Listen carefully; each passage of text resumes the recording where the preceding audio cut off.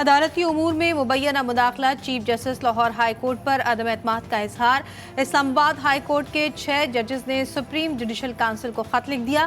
खत में मुख्तलिफ वाक़यात का हवाला, जजेस का अदालती उमूर में मुबैना मुदाखलत पर कन्वेंशन तलब करने का मुतालबा। खत में कहा कि कन्वेंशन से दीगर अदालतों में मुदाखलत के बारे में भी मालूमात सामने आएगी।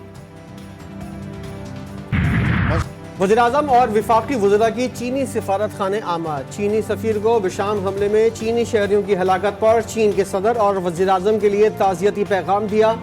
शहबाज शरीफ ने कहा, आला सतह की तहकीकात करके जल्द जिम्मेदारों और सहूलतकारों को सजा देंगे। सी पैक के दुश्मन नापाक अज़ाइम में कामयाब नहीं होंगे।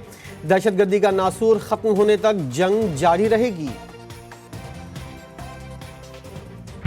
मजबूत मईशत होती है तो उस कौम की आवाज़ मजबूत होती है और उस कौम की आवाज़ को सुना जाता है।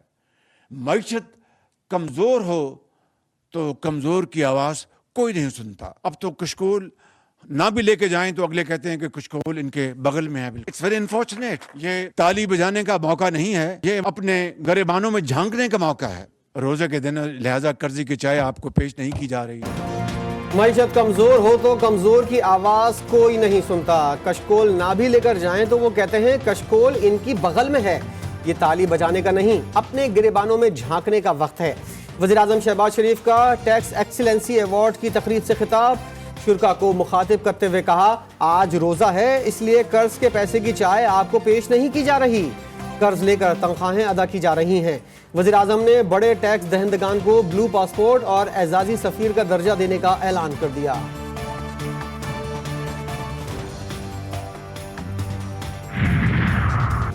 सदर आसिफ जरदारी से वज़ीर-ए-आज़म शहबाज शरीफ की मुलाकात। रमज़ान में अवाम को रिलीफ पहुँचाने के इक़दामात पर गुफ्तगू।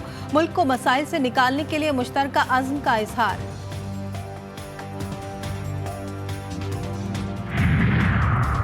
टैक्स देने वाले कौमी हीरोज मुल्क की तरक्की के लिए बराह रास्त टैक्स और बरामदी शोबा नागुज़ीर है। वज़ीर ख़जाना मोहम्मद औरंगज़ेब का तकरीब से खिताब। बोले, टैक्स निज़ाम को डिजिटलाइजेशन करना ज़रूरी है। इससे महसूलात में इजाफा और निज़ाम में शफाफियत आएगी। पैदावारी सलाहियत में इजाफे के साथ बरामदात को बढ़ाना है।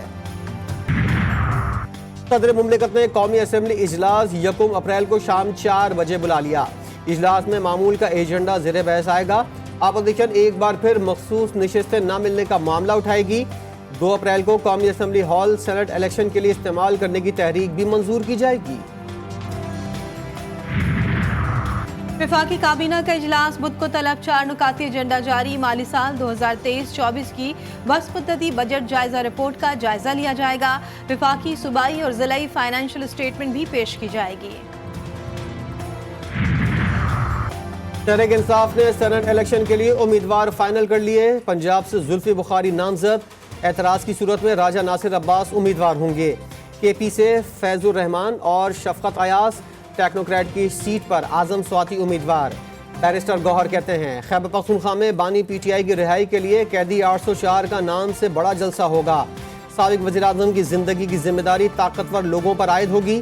उनकी जिंदगी को खतरा है, इसीलिए 3 नाम लिए गए हैं।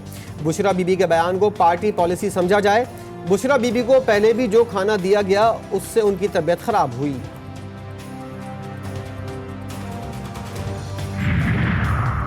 सेनेट इलेक्शन के लिए फैसल वावदा को MKM की हिमायत मिलेगी या नहीं, फैसला आज मुतवक्के। एडॉक कमेटी की अहम बैठक में उम्मीदवारों के नाम फाइनल किए जाएंगे। कमेटी के बेशतर अरकान फैसल वावदा को टिकट देने के मुखालिफ।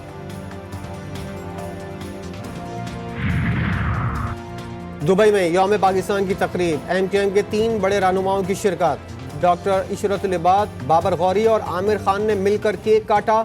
मुल्क की सियासी सूरत हाल पर तबादला ख्याल। आइंदा की हिकमत अमली पर भी बातचीत। सेनेटर तलहा महमूद ने JUI को खैरबाद कह दिया। पीपल्स पार्टी में शमूलियत का ऐलान। कहते हैं पाकिस्तान को मुआशी चैलेंजेस का सामना है। कौमी सतह पर पीपल्स पार्टी से बेहतर कोई पार्टी नजर नहीं आई।